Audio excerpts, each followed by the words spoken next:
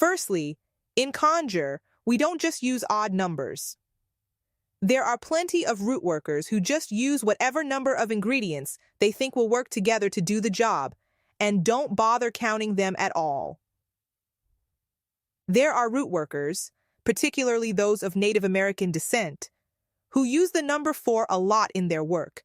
There are workers who use the numbers 3, 7, 9, and 13 a lot in their work.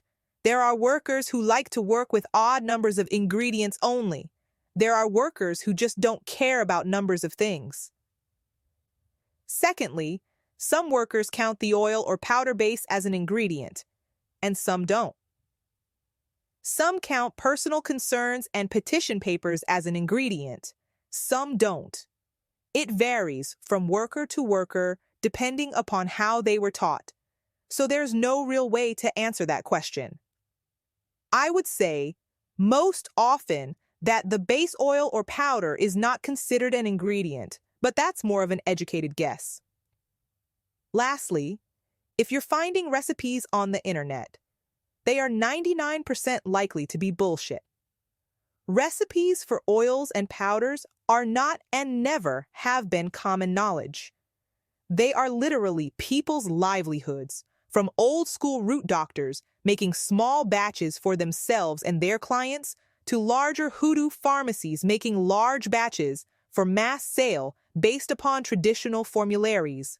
Recipes are passed down, inherited, dug up through extensive research, or carefully formulated by an experienced worker based upon a thorough knowledge of herb lore and how each ingredient works together. Earning the trust of a teacher to the point where they share those recipes takes years. Doing historical research and finding old formularies takes years. Learning enough plant lore and how different ingredients work together takes decades. People are not just giving that stuff away. It is very much secret and hidden knowledge, and you will not find authentic recipes online easily. You might come across one or two if you are very good at researching, but the vast majority of hoodoo recipes shared online are just made up, often by people who have little to no experience in the tradition. I also want to note that the recipes you find online miss out crucial steps, which can't really be taught unless they are taught in person. One is instructing your ingredients, which you can learn to do on your own, but is much easier if you have someone to teach you. The other is how to wake up the oil or powder to its purpose so that it does and will continue to do what it's supposed to do.